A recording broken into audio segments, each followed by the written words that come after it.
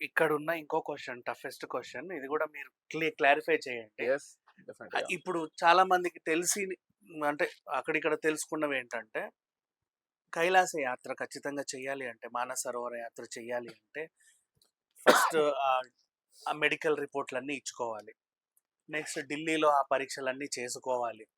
అవన్నీ చేయించుకున్నా గూడా నీకు ముక్కొంకరో, మూతొంకరో, కన్నంకరో, కాలంకరో, చిన్న వెనుకుడో ఉన్నా గూడా నిన్ను అసలు తీసేస్తారు. అసలు నీకు ఎలాంటి అనారోగ్యం ఉండకూడదు. క్లైమేట్ గూడా తట్టుకోగలగాలి. నీ సో అండ్ సో 25 లోపలే ఉండాలి. నీ బీఎంఐ ఇంతుండాలి. నువ్వు అది అంతుండాలి, ఇది ఇంతుండాలి. ఇన్ని నువ్వు దాటుకుంటేనే అప్పటికి అయినా నీకు అదృష్టం ఉంటేనే వస్తది.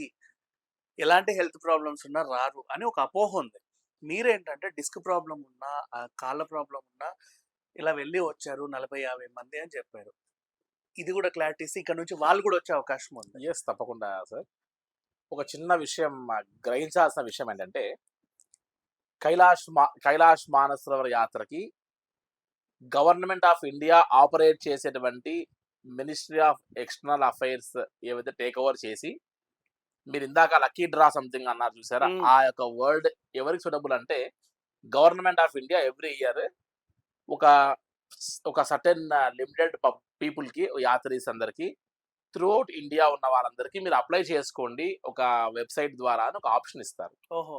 ఇచ్చి అందులో వారందరూ నమోదు చేసుకున్న తర్వాత జెన్యూనేనా అది? నమోదు చేసుకున్న తర్వాత వారికి కావాల్సిన మెడికల్ సర్టిఫికేట్స్ అవన్నీ అప్‌లోడ్ చేసిన తర్వాత వారందరూ కైలాష్ యాత్రకి ఎలిజిబుల్ అన్నప్పుడు వారు సమ్ సర్టెన్ అమౌంట్ అరౌండ్ 1.5 నుంచి 2 లాక్స్ ఎంతో అమౌంట్ డిపాజిట్ చేయాలి. హుహు. హ్మ్. హ్మ్. ఓకేనండి సార్. డిపాజిట్ చేసిన తర్వాత ఆ అమౌంట్ డిపాజిట్ అయిన తర్వాత వారు ఢిల్లీకి వెళ్ళాలి. ఢిల్లీకి వెళ్ళిన తర్వాత మళ్ళీ మెడికల్ చెకప్ ఉంటది. హ్మ్. ఈవెన్ బీపీ దగ్గర నుంచి మొదలుపెడితే కనీసం లైట్‌గా ఏదో ఒక ఫోన్ వచ్చుంటది. మనం ఏదో కాస్త ఫంక్ అయి ఉంటాం. టెన్షన్ పడుతుంటాం. వ్యాపారాల్లోనో, ఇంట్లో ఏదో ఉండుంటది. ఆ యొక్క టెన్షన్ వల్ల బీపీ డౌన్ అయినా కూడా you will be rejected and you will be sent back again to your native place ఓయమ్మో! వితౌట్ ఎనీ రిఫండ్ అండ్ ఆ! మళ్ళీ వెళ్ళాల్సిన ఖర్చులు మీరే పెట్టుకొని వెళ్ళాలి. సపోజ్ వైఫ్ అండ్ హస్బెండ్ వెళ్లారు. హస్బెండ్‌కి మాత్రమే అలా బీపీ ఫ్లక్చుయేట్ అయ్యింది. సంథింగ్ ఏదో టాబ్లెట్ లేట్‌గా వేసుకోవడమో, లేతే టెన్షన్ పడడం వల్ల జరిగింది. Wife she is eligible but husband eligible కాదు. అప్పుడు ఇతను కట్టిన 2,00,000 వారు పే చేసిన 2,00,000 4,00,000 వదులుకొని తిరిగి మళ్ళీ లైఫ్ టైమ్ అచీవ్‌మెంట్ లాంటి యాత్రను వదులుకొని మళ్ళీ బ్యాక్ రావాల్సిందే. ఇలా 5 ప్లేసెస్‌లో మనకు హెల్త్ చెకప్స్ ఉంటాయి. హుహు. ఈ 5 ప్లేసెస్‌లో 1, 2, 3, 4 దాటారు. ఒక్కటి ఫెయిల్ అయినా? చివరికి ఫెయిల్ అయినా కూడా again you will be sent back. బోబాయ్ బాబోయ్! ఏందిది ఇలా ఉంది. సో, ఇలా ఒక 600 మంది సెలెక్ట్ చేస్తే దీంట్లో కనీసం ఒక 10%, 20% ఫోబియా వల్ల బ్యాక్ వచ్చేస్తారు. హ్మ్. ఇది గవర్నమెంట్ ఆఫ్ ఇండియా ఆపరేట్ చేసినటువంటి లక్కీ డ్రా రూట్. ఇది ఢిల్లీ నుండి లిపులేక్ పాస్ నుండి మొదలుపెట్టి హ్మ్. జరిగేటువంటి రోడ్. ఇది ఓకే. ఓన్లీ ఇండియన్ గవర్నమెంట్ మాత్రమే ఆపరేట్ చేసినటువంటి రోడ్. హ్మ్.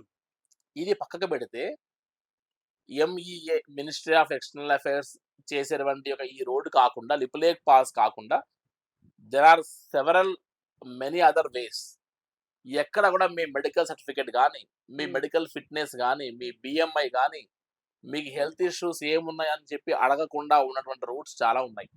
ఒకటి ఎన్ఆర్ఐ పాస్‌పోర్ట్ హోల్డర్స్ అయితే వాళ్ళు డైరెక్ట్‌గా లాసా, చైనా నుండి డైరెక్ట్‌గా మానసరోవరం చాలా హైవేస్ మీద చాలా లగ్జరీగా రావచ్చు. ఓహో! Via super. లాసా. నైస్. సరే మనం ఇండియన్స్ కాబట్టి మనకది పక్కకు పెడితే, ఇక్కడ ఇండియన్స్‌కి 2 రకాల ఆప్షన్స్ ఉన్నాయి.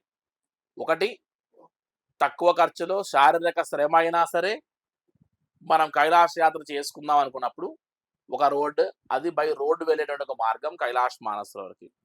కొద్దిగా ప్రశాంతంగా వెళ్ళాలి, లగ్జరియస్‌గా వెళ్ళాలి, స్ట్రెయిన్ తీసుకోకూడదు. కొద్దిగా ఒళ్ళు అలవకుండా అలా వెళ్ళి ఇలా వచ్చినట్టుగా ఉండాలనుకున్నప్పుడు హెలికాప్టర్ మార్గం గుండా వెళ్ళేటువంటి దారి.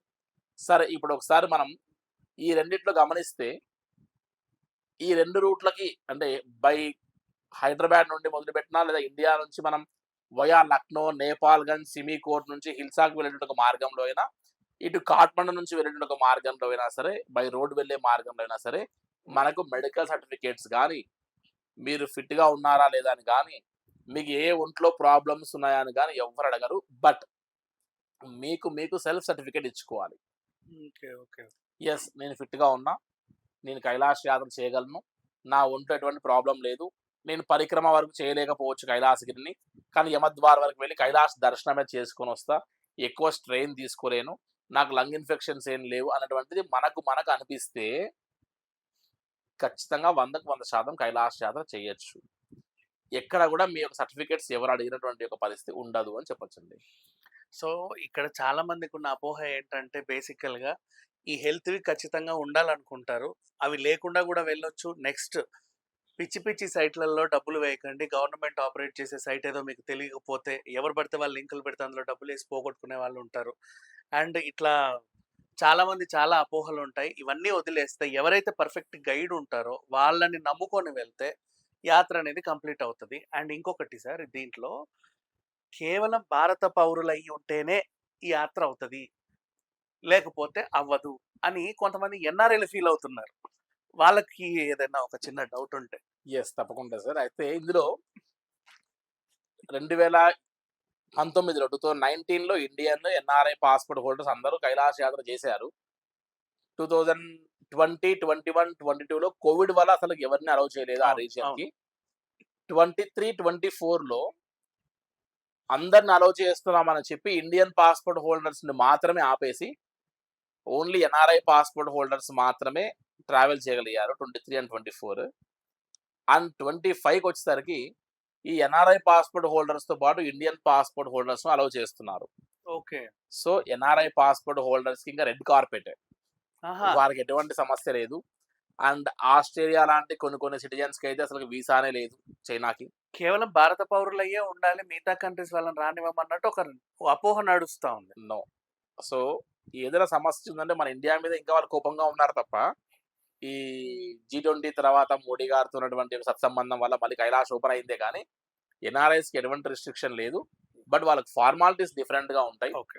వాళ్ళ యొక్క రూల్స్ అండ్ రెగ్యులేషన్స్ డిఫరెంట్‌గా ఉంటాయి. వాళ్ళకి పర్మిట్ అండ్ వీసా చార్జెస్ మన ఇండియన్స్ కంటే ఎక్కువ ఉంటాయి కానీ, దే ఆర్ అలౌడ్ అండ్ వారికి ఇంకా రెడ్ కార్పెట్ ఉంటది ఎన్ఆర్ఐస్‌కి. And other than Indian passport హోల్డర్స్‌కి యూఎస్, యూకే ఇటువంటి అందరికీ అలౌ ఉంటది. మన భారతీయులు ఎక్కడైతే వెళ్లి అక్కడ సెటిల్ అయ్యారో వాళ్ళందరూ కైలాస యాత్ర చేసుకొని last year, before last year చేశారు. ఈ సంవత్సరం కూడా వారు చేసుకుంటున్నారు. ఎటువంటి అభ్యంతరం లేకుండా అండి.